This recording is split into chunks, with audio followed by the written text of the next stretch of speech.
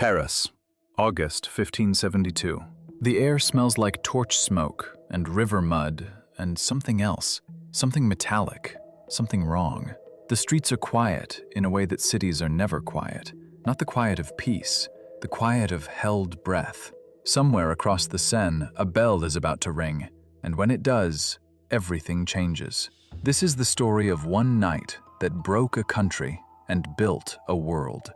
Stay with it, because by the end, you will not be looking at the past, you will be looking in a mirror. Before we go any further, if you found this video and you are already leaning forward, hit subscribe. This channel goes deep on the stories that actually shaped the world you live in, and there is a lot more coming. Drop a comment right now. Where are you watching from, and what time is it there? I want to know who is up late for this one. Now, Paris, 1572. Let's go. To understand the night the bells rang, you have to understand the world that made it possible. That world was not built in a day. It was built over decades of fire and fear and theology and blood, layer by layer, the way a wound gets infected, slowly, then catastrophically. Go back a full generation before the massacre. The year is 1517, and a German monk named Martin Luther nails a piece of paper to a church door in Wittenberg, and the entire medieval world order begins to shake. Luther's argument is simple and earth-shattering. The Catholic Church has become corrupt. It sells forgiveness. It hoards power. It stands between the individual soul and God, and it charges admission. His words spread across Europe faster than anyone can contain them, because Gutenberg had invented the printing press nearly 80 years earlier, and now ideas travel at a speed that terrified kings and bishops who had spent centuries controlling what people thought. France catches fire. French Protestants, they call themselves Huguenots, from a Swiss-German word whose exact origin historians still argue about, begin to organize. They hold secret services in forests and barns and private homes. They read their Bibles in French instead of Latin. They build communities, networks, whole parallel societies inside a kingdom that is officially, absolutely, uncompromisingly Catholic. The French crown does not take this quietly. By the 1540s, the persecution has already begun. Huguenots are dragged from their homes and burned in public squares. Their books are confiscated. Their gatherings are declared illegal. Repression, as it so often does, creates exactly what it is trying to destroy. Every execution produces 10 new converts. Every burned pamphlet inspires 20 more. The Huguenot movement doesn't shrink under pressure. It hardens. Picture a woman in Lyon, somewhere around 1550. Her name doesn't appear in any chronicle, because the chronicles didn't bother to record women like her. She is a weaver, the wife of a craftsman, the mother of 4 children. She has been attending secret Protestant services for 2 years, hiding a French Bible under the floorboards of her kitchen. One Tuesday morning, her neighbor, someone she has known for 15 years, someone whose children have played with her children, walks to the city magistrate's office and files a report. By evening, soldiers are at the door. What happens to her, we don't know. What we know is that there were thousands of her across France, and that each one of them, each arrest, each execution, each family torn apart, added one more drop to a reservoir of hatred that was slowly, steadily filling toward overflow. By the 1560s, France is not one country. It is 2 countries wearing the same flag, and they hate each other with a specific, intimate, venomous hatred that only people who used to be neighbors can sustain. The flashpoint comes in 1562. At a town called Vassy, the Duke of Guise, the most powerful Catholic nobleman in France, a man who moved through the world like he was born to own it, which, in his mind, he absolutely was, rides through town with his retinue and discovers a group of Huguenots holding a church service in a barn. What happens next depends entirely on who you ask. Catholics said stones were thrown at the Duke's men. Protestants said the Duke's soldiers simply rode in and started killing. What is not disputed, when the shooting stopped, dozens of Huguenots lay dead, including women, including children. France erupts. The massacre of Vassy is the spark that ignites the French wars of religion, a series of conflicts that will chew through the country for the next 36 years. Not one war, 8 separate wars, with uneasy, untrustworthy truces between them, each truce more brittle than the last. Armies march, cities are sacked, priests are thrown from church towers, Huguenot ministers are burned alive in their pulpits. The Loire River, which in peacetime is one of the most beautiful rivers in Europe, runs red on at least 3 separate occasions. At the center of all of this, presiding over a kingdom tearing itself apart, trying to hold it together through a combination of diplomacy, manipulation, and sheer force of will, is a woman, Catherine de Medici, the Queen Mother of France. She is Italian by birth, which the French never let her forget. She arrived in France as a young bride and spent years as a political non-entity while the court ignored her.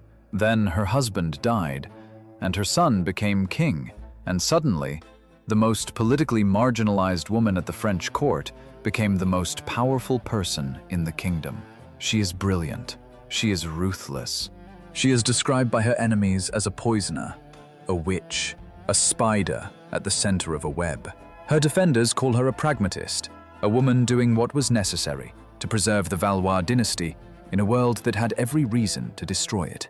The truth, as it almost always is more complicated, and it is the key to everything that follows. Catherine does not hate Protestants on principle. She is not a fanatic.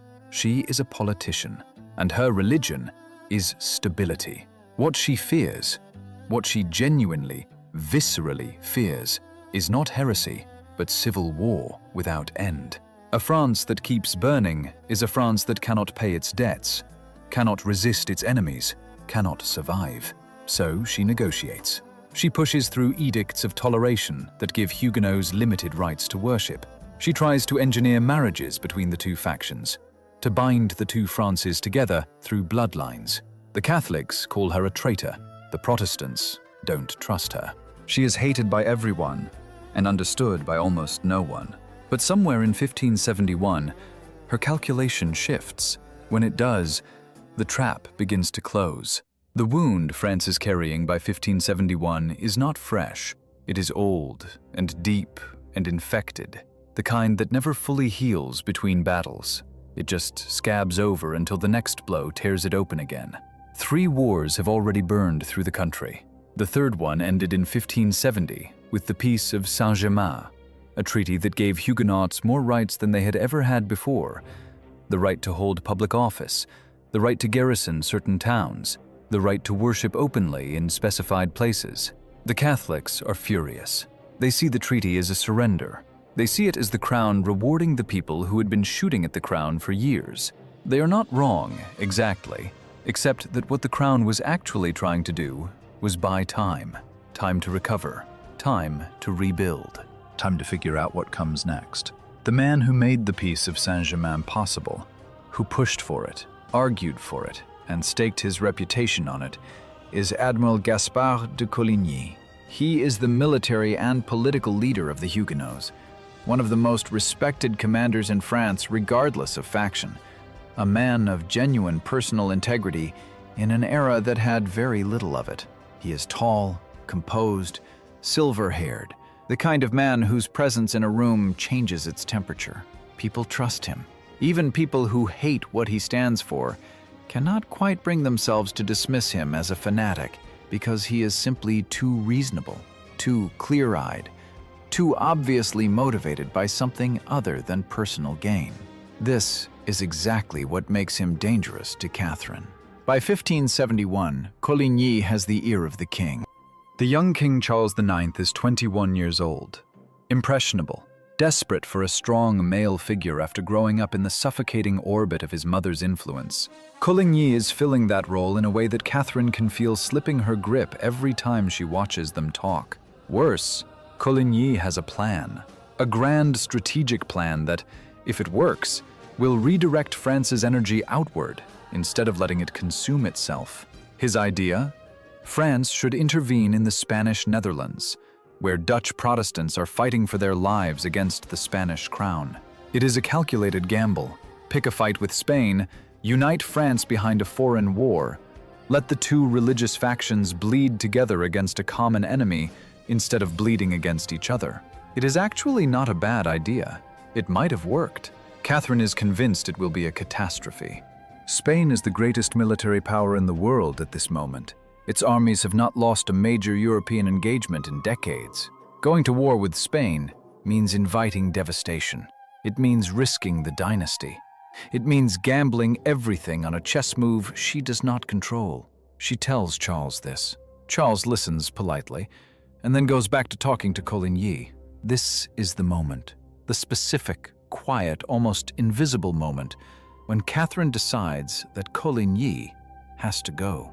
There is also something else happening beneath the surface of this power struggle, something that the official story almost always leaves out. Coligny is not just a military commander and a Protestant leader. He is a political threat to the Guise family, the great Catholic noble clan that sees itself as the natural rulers of Catholic France, the men who should be advising the king, not some Huguenot admiral with ideas about foreign wars. The Guises have their own reasons for wanting Coligny dead, reasons that have very little to do with religion, and everything to do with the eternal French aristocratic obsession with position and precedence, and who stands closest to the throne. The St. Bartholomew's Day massacre is remembered as a religious war. Some historians argue it was actually a power struggle, dressed in a cassock, that the cross was the flag, but the prize was the kingdom. When you look at who survived, who benefited, and who was targeted first, that argument is very hard to dismiss. Now add one more ingredient to this already volatile mixture: the wedding. If you were designing an event specifically engineered to make the St. Bartholomew's Day massacre possible, you could not have done better than the marriage of Henry of Navarre and Margaret of Valois. Let's be honest about what this wedding was, because the participants at the time were at least partially honest about it themselves. It was a political transaction, dressed in silk and flowers and the pretense of romance. Henry of Navarre is the leader of the Protestant cause, young, charming, politically savvy in the way that men who survive brutal courts learn to be. Already at 19, the most important Protestant prince in France. Margaret of Valois is the king's sister, beautiful, highly educated, and possessed of a will that would cause trouble for everyone around her for the next 4 decades. She is also Catholic. So is her entire family. So is virtually everyone in Paris. The idea behind the marriage is Catherine's. It is, in theory, a masterstroke of reconciliation politics. Bind the Protestant heir to the Valois dynasty through blood. Make him family. Make his followers feel included. Demonstrate that France can contain its differences without destroying itself. It is the kind of grand gesture that looks magnificent on paper and requires everything to go perfectly in execution. Almost nothing goes perfectly. The Pope refuses to grant a dispensation for the marriage. A Catholic princess marrying a Protestant prince is, from Rome's perspective, theologically intolerable. Catherine goes ahead anyway, which infuriates the Catholic hardliners in France and gives them one more reason to see the crown as soft on heresy. The Paris mob, deeply, bone-deep Catholic, hostile to Protestants in the visceral way that people are hostile to whoever they have been told is responsible for their suffering, watches the preparations with barely concealed rage. The Protestant nobility doesn't stay away. They come to Paris in numbers, drawn by the promise of the peace the wedding represents, drawn by Coligny's quiet assurances that the crown is serious this time, drawn by the simple human desire to believe that maybe, after a decade of war, the nightmare is ending. Hundreds of Huguenot noblemen ride into Paris in the days before the wedding. Some of them bring their families. Think about what Paris looks like in August of 1572. The streets are narrow and dark, paved with uneven stone, smelling of horses and waste, and the bread baking in 1,000 ovens. The Seine glitters in the summer heat. The Cathedral of Notre Dame rises on its island, massive and ancient, and absolutely certain of its own righteousness. Bells ring every hour from 100 church towers. Into this city, this Catholic city, This city that has watched years of civil war with growing fury. This city whose poor blame their poverty at least partly on the disruption the Huguenots have caused.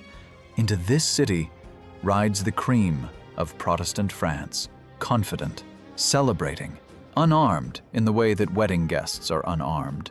Margaret of Valois writes in her memoirs later that she knew something was wrong before the bells rang. She cannot say exactly what, a heaviness in the air, a look on her mother's face, the way the servants stopped meeting her eyes. She is not wrong. The plan is already in motion. Catherine has made her decision. The only question now is the shape of what comes next. And the answer to that question is more chilling than almost anything else about this story, because it is not the chaos of a mob that kills tens of thousands. It is something far colder. The catastrophe that is about to unfold is organized. It has a signal. Someone, in the days before the 24th of August, stands in a room somewhere in the Louvre Palace and decides how it begins.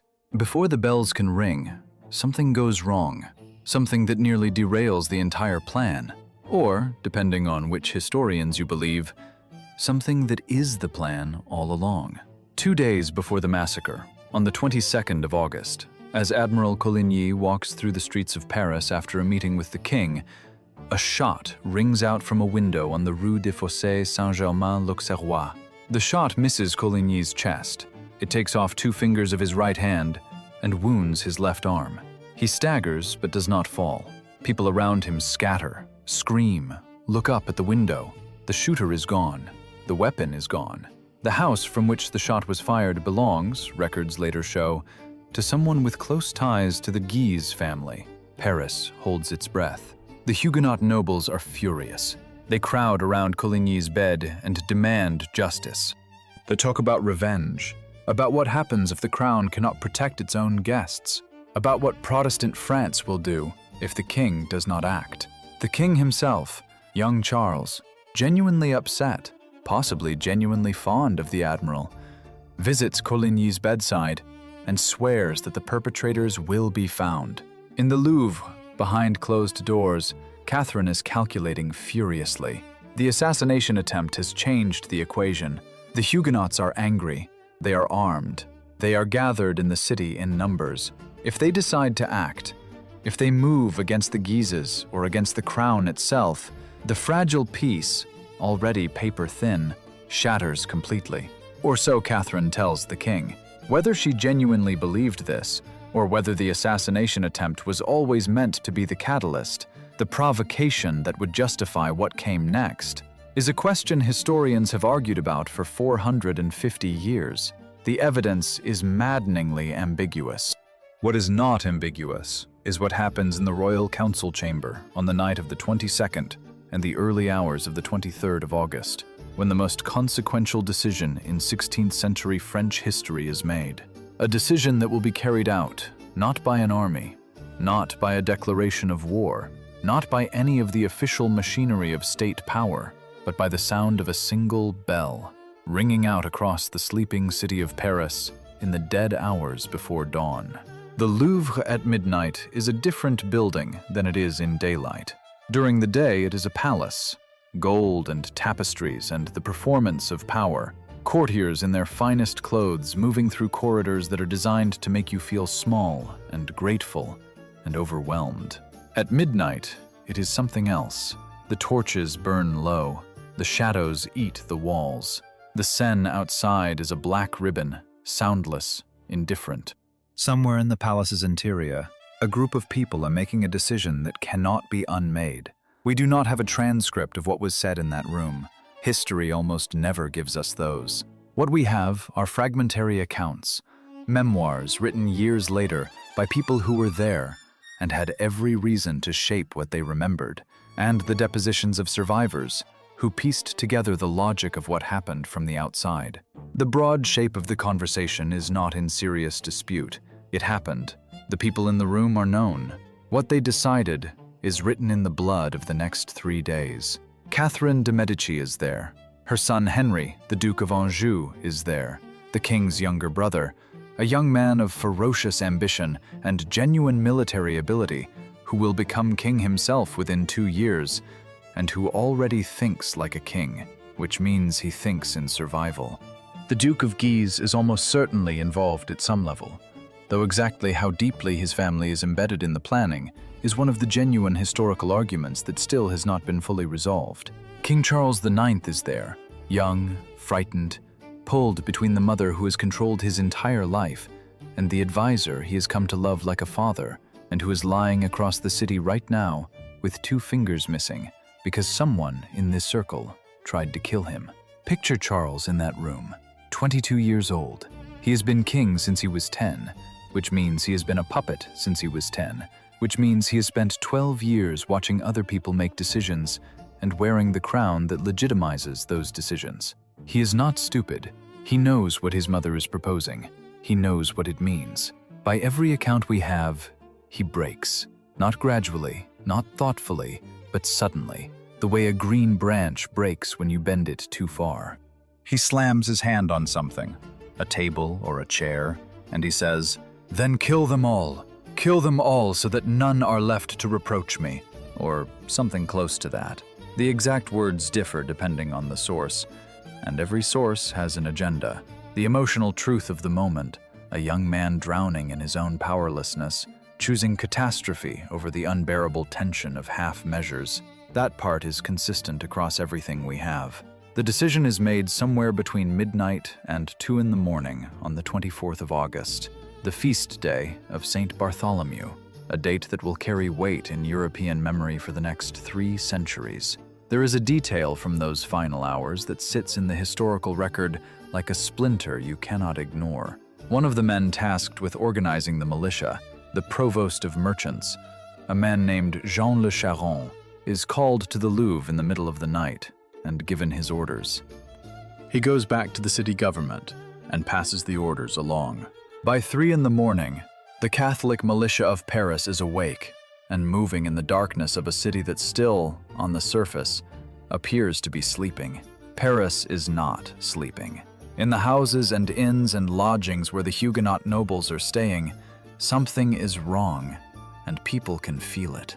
A servant disappearing too quickly, a shutter closed that was open an hour ago, the sound of boots on cobblestones moving in organized patterns that don't match the random stumbling of late-night drinkers.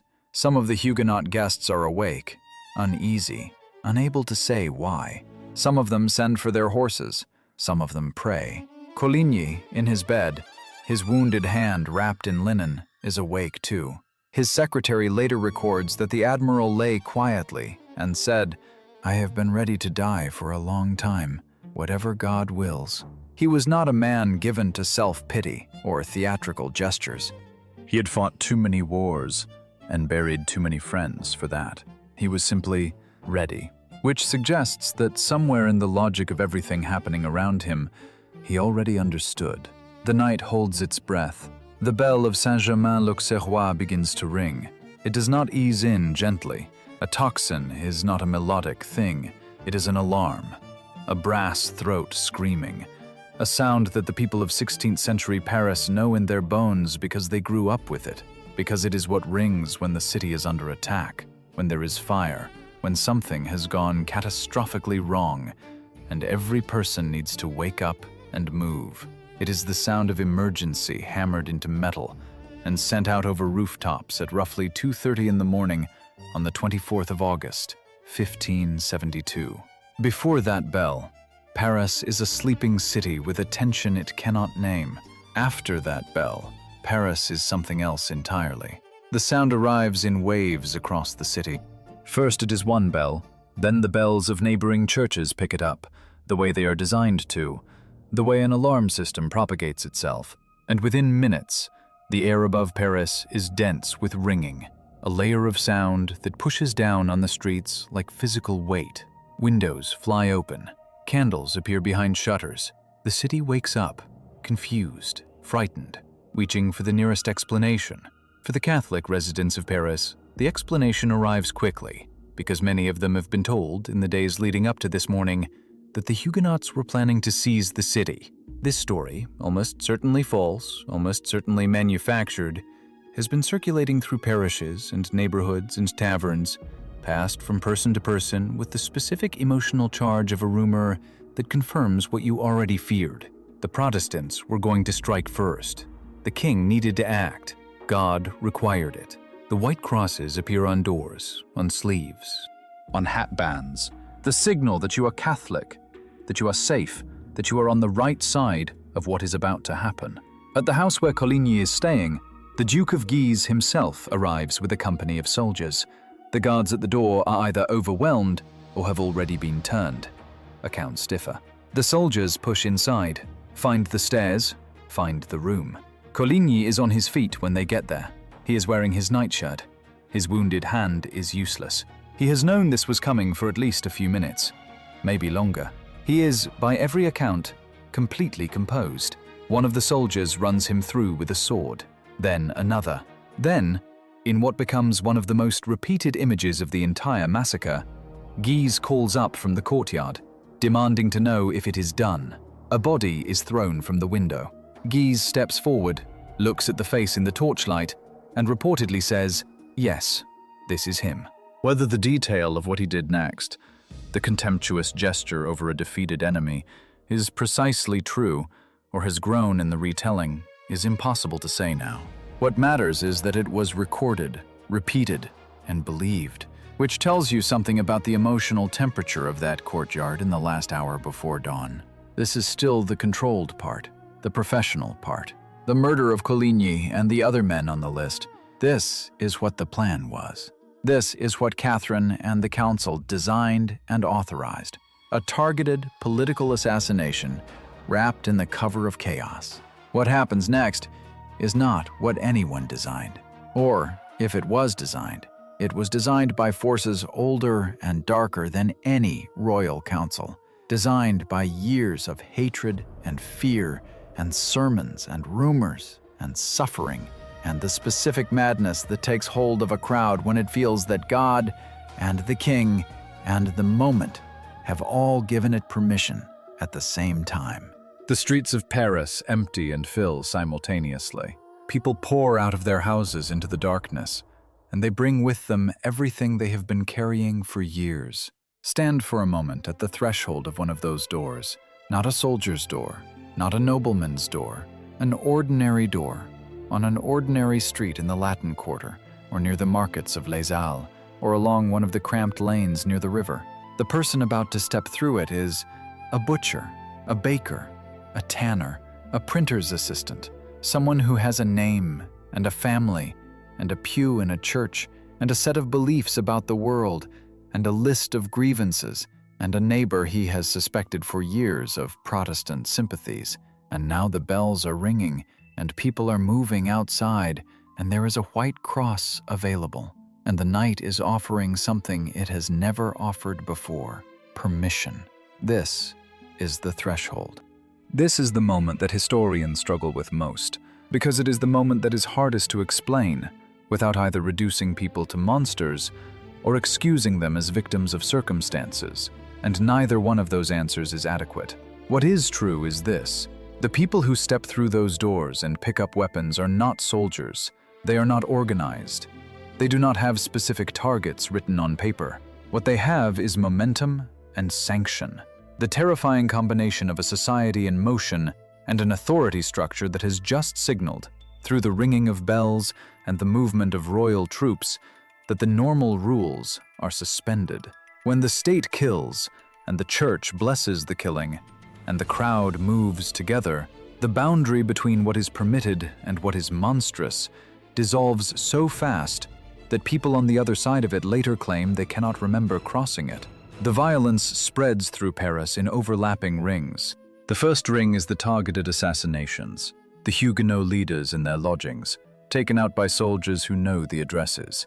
The second ring is the Catholic militia, moving through Protestant neighborhoods with the white cross on their arms, working from memory and rumor and old grudges and new fear. The third ring, and this is the one that defines the massacre in collective memory, is everything else.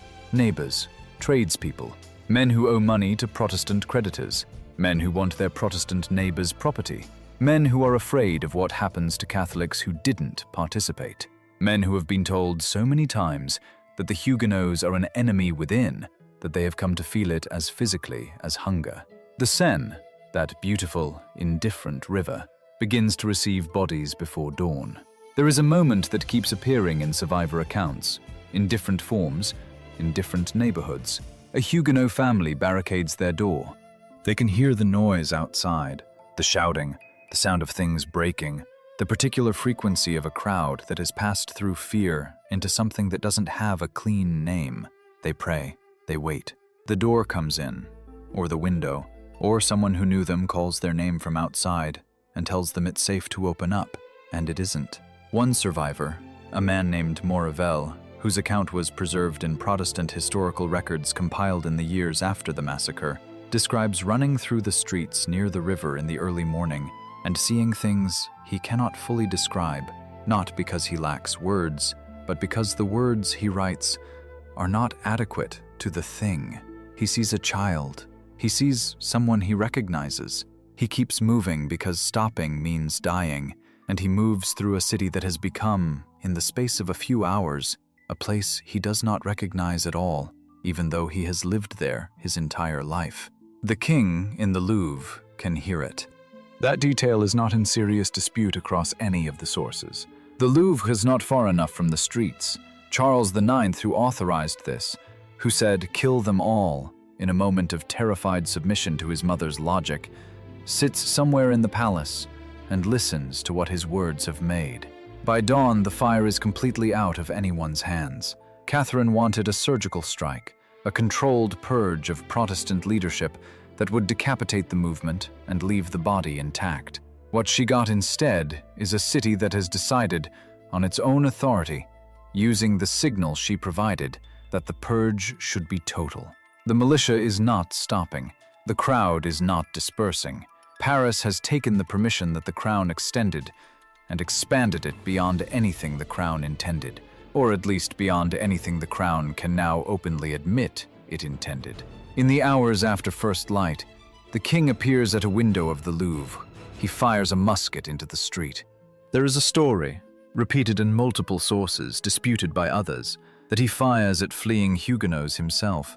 Whether this is true, or a legend that later attached itself to the moment, is genuinely unclear. What is clear is the image it creates. A king who wanted to be rid of a problem has become personally present in the chaos he released, and there is no longer any distance between the decision made in that midnight council chamber and the bodies in the street. The surgery has become a fever. A fever, once it spreads, does not ask for permission before it travels. By mid-morning on the 24th of August, the killing is no longer limited to Paris. Riders are already on the roads. Messages are moving. In cities across France, in Rouen, in Lyon, in Bordeaux, in Toulouse, local governors are receiving word of what has happened in Paris and making their own calculations about what it means, about what is now permitted, about what God and the king apparently want. The river carries what the streets cannot contain. The city walls hold in what cannot escape. Somewhere in the Louvre, a woman who thought she was moving pieces on a board is beginning to understand that the board has been flipped over and the pieces are moving on their own. And the game being played now is not the one she started. Paris has made its choice. The thing about a choice like that, made in the dark, in a crowd, with bells ringing overhead and white crosses gleaming in the torchlight, is that it does not dissolve with the morning. It settles. It becomes part of what a city is, what a country is, what people discover about themselves when the permission arrives and they learn, to their own horror or satisfaction, or complicated mixture of both, what they are capable of. The sun rises over the Seine. The city is still ringing. The river is moving, the way it always moves, carrying everything downstream toward the sea. In the houses of Catholic Paris, people who stepped through their doors a few hours ago are returning, setting down whatever they picked up, looking at their hands, looking at their neighbors, looking at a world that is not what it was yesterday. There is no going back to what it was yesterday. That world closed at roughly 2:30 in the morning when the first bell rang. Now someone has to figure out how to live in the one that opened. The morning comes the way mornings always come, indifferently, completely, with no awareness of what the night has done. Light moves across the Seine. Birds, impossibly, are singing somewhere. The smell of bread is drifting from a bakery on a side street because the baker, out of habit or shock, or the simple mechanical need to keep moving, has lit his ovens at the usual hour. Paris wakes up inside something it has no name for yet.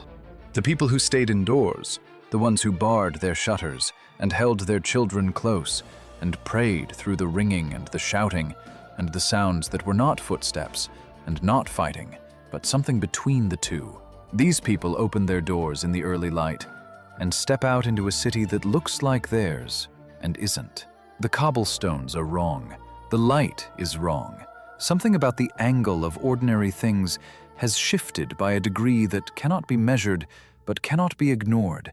The way a room feels different after someone has died in it, even after everything has been cleaned and rearranged. There are bodies in the street.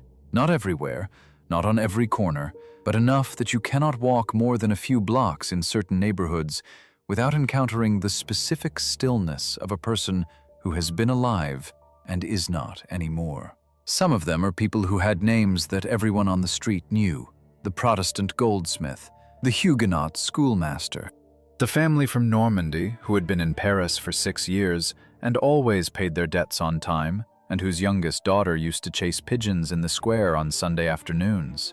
A woman steps out of her door on the Ile de la Cité and sees her neighbor, a man she has borrowed flour from, a man whose wife she sat with during a difficult pregnancy 3 years ago, lying in the lane with his face turned toward the wall.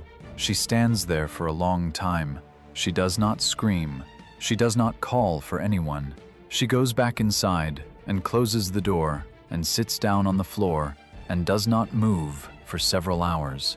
That moment, that ordinary woman, that closed door, that silence, is the morning after the St. Bartholomew's Day massacre.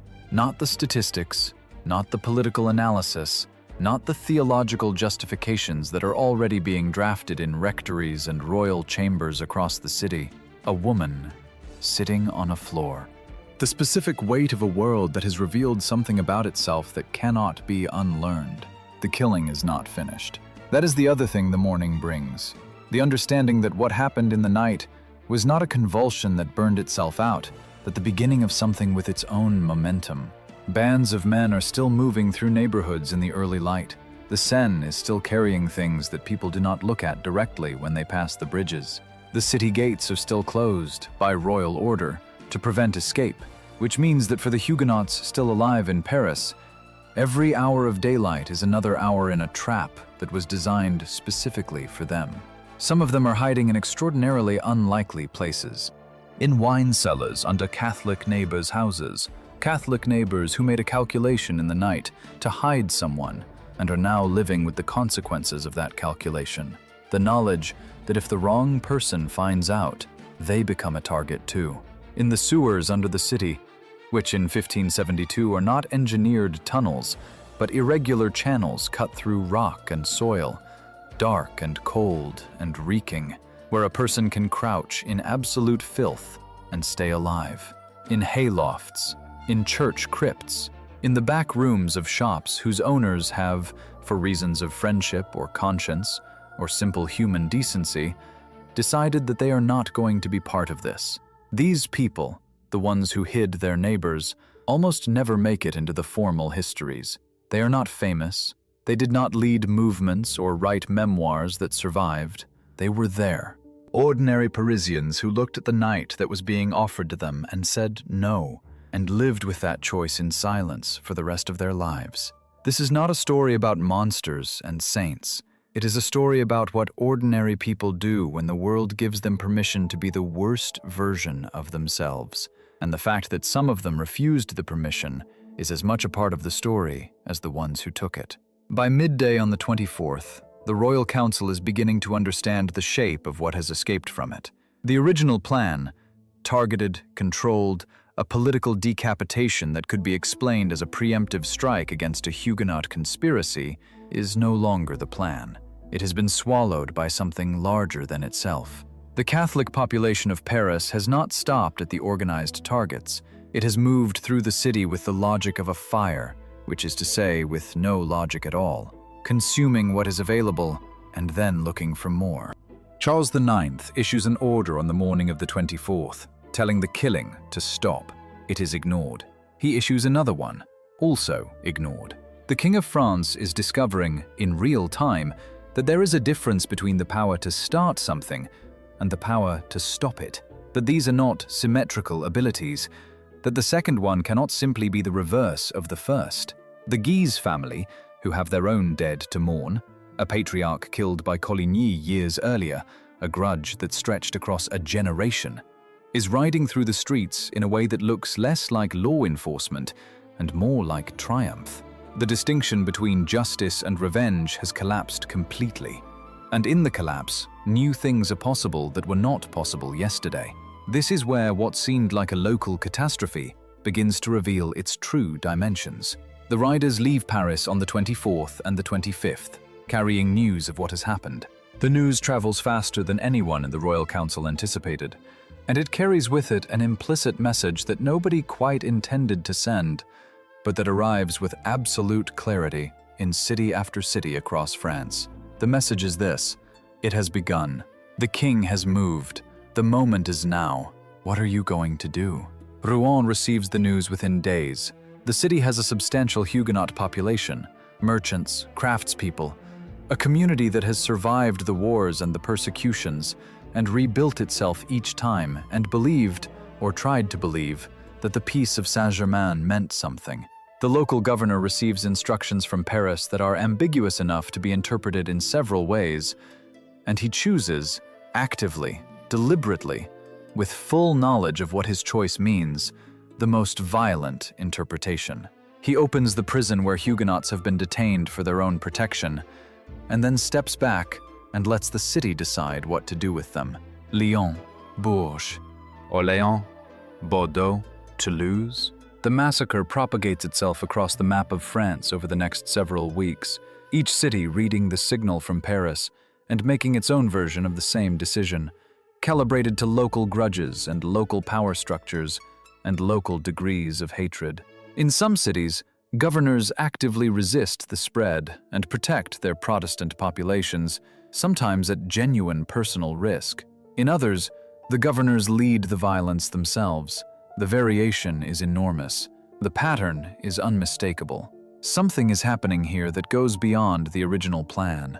Something is using the massacre as a permission structure, a moment in which the normal rules of civilization are visibly suspended, in which the usual consequences for killing appear to have been cancelled, and in which long-buried impulses and long-deferred grievances are finding their expression, because the window, everyone understands, will not stay open forever. The total number of dead across France, in Paris and in the provincial massacres that follow over the next several weeks, is genuinely uncertain. The estimates from serious historians range widely, and the range itself is meaningful. It tells you how thoroughly the killing was conducted outside of any record-keeping, how completely it happened in alleys and rivers and places where no one was counting and no one was supposed to be looking. Tens of thousands of people. The upper end of credible estimates is staggering.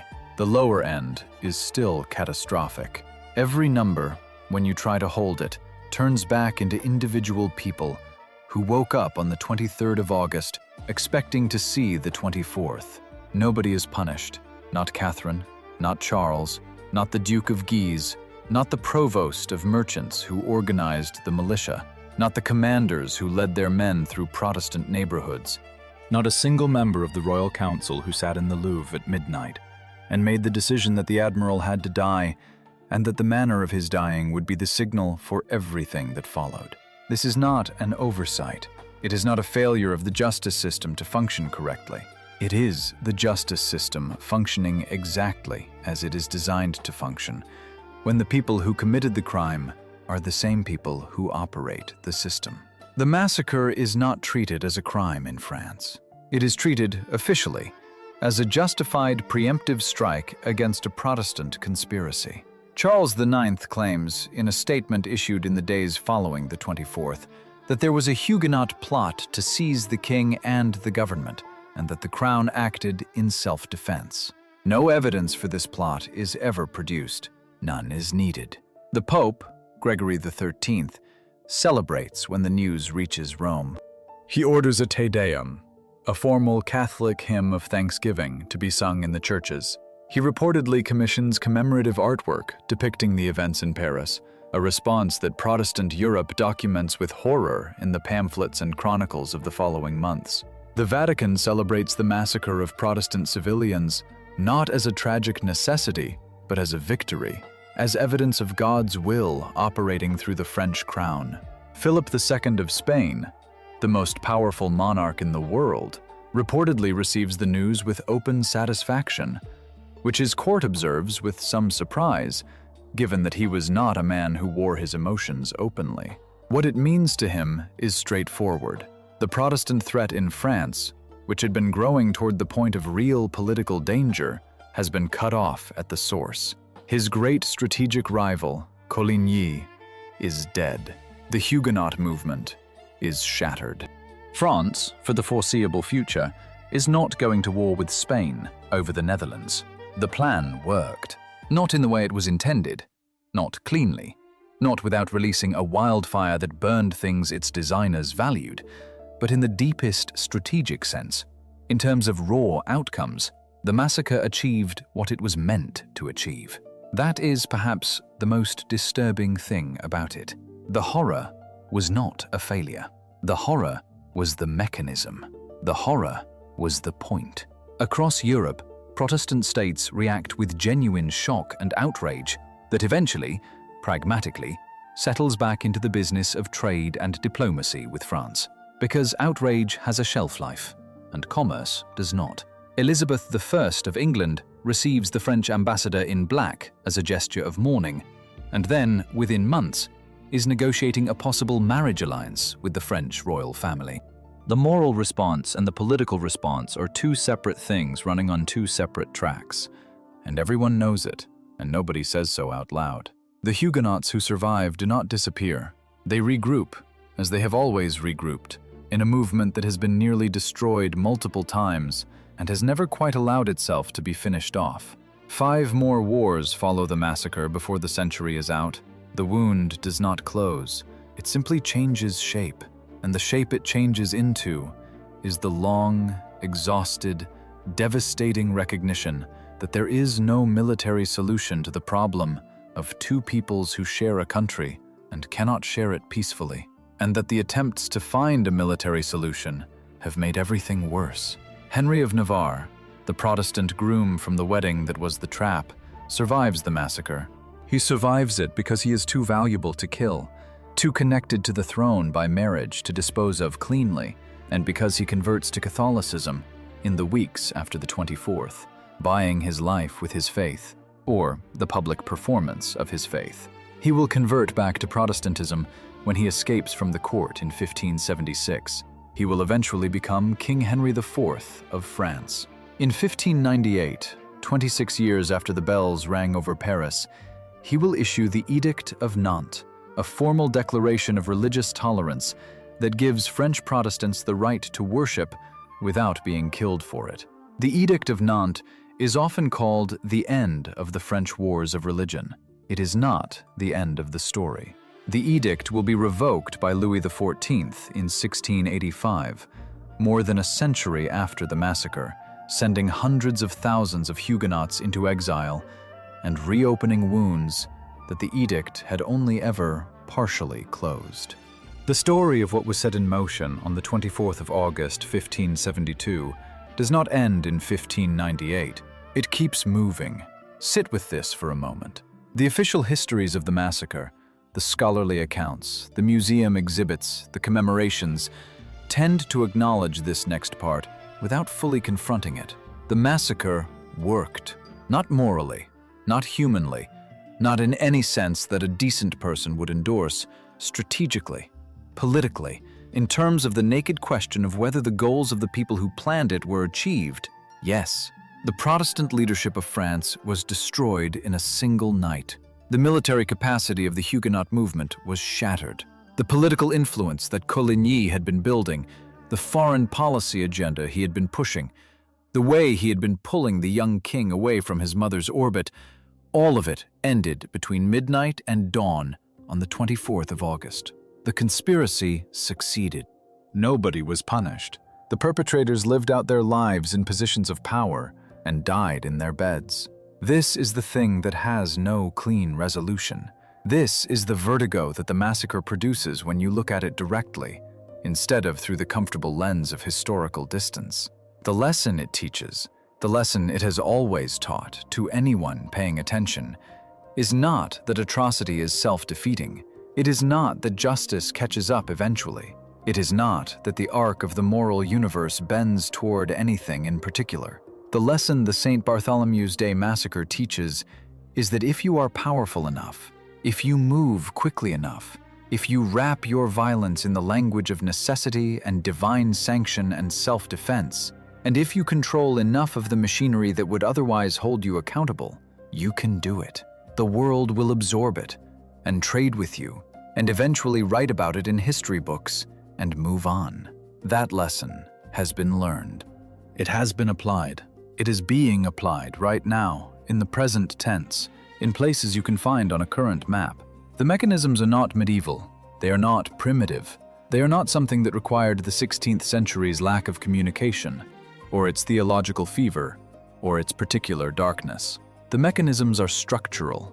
They are the mechanisms of power without accountability, of fear weaponized into permission, of a signal sent through official channels that tells ordinary people the normal rules are suspended, and watches what ordinary people do when they believe that, of a story constructed after the violence, a conspiracy, a threat, a justified necessity, that asks everyone to accept the framing in exchange for the stability of not looking too hard at what actually happened.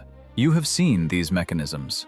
In the 20th century, you saw them at industrial scale, which is the scale that the 20th century applied to everything. You have seen them in smaller iterations too, in the present century, in your own lifetime, in events recent enough that you can still feel the news cycle around them, the massacres that generate a week of international condemnation and then recede into the background of ongoing diplomatic relations. The leaders who commit atrocities and then appear at international summits and sign trade agreements. The official explanations that don't quite hold together, but that everyone tacitly agrees to accept, because the alternative, really accepting what happened, really following the logic to its consequences, is more than the international order can tolerate without breaking. Somewhere in Paris, on a street that still exists, there is a plaque. It marks the approximate location of the house where Coligny was staying on the night of the 23rd. The plaque is small. Most people walk past it without noticing. The street is busy, cafes and shops, and the ordinary noise of a city that has been living on top of its history for so long that the history has become invisible, the way water is invisible to fish. The street is not neutral. No street in any city is neutral. Every street is built on something, on decisions that were made by people who no longer exist, on the specific shape that history gave to the ground underneath. The Paris you can visit today was formed by what happened in 1572, and by what happened because of what happened in 1572, and by the century of war and the Edict of Nantes and the revocation of the Edict of Nantes, and everything that grew from the seed that was planted in a midnight council chamber when a young king slammed his hand on a table and gave his permission. The baker lit his ovens on the morning of the 24th, because the body has its own logic that the mind cannot override, because bread needs to be made even when the world has broken, because life is an insistence that continues past the point where it makes obvious sense. That detail is not comforting. It is not meant to be comforting. It is just true. The bells rang. The city woke up. People stepped through doors and found out what they were. The thing about finding out what you are, the thing that the woman sitting on the floor in the Ile de la Cité understood without words, the thing that every survivor of every morning after carries, is that you cannot unknow it. You cannot step back through the door and be the person you were before. The knowledge is in you now. The world contains what it has always contained, and now you know it. And the knowing changes everything about how you move through it. That is the inheritance of the 24th of August, 1572. Not just for France, not just for Protestants or Catholics or Europeans or historians, for anyone who wants to understand how the world works at the level beneath the official explanations, how permission travels, how ordinary people become participants, how catastrophe gets absorbed and normalized and filed away and repeated. Other bells have rung in other cities since then. They carried different signals, were cast from different metal, rang out over different rooftops. The mechanism is the same mechanism. Somewhere, right now, someone is standing at a door,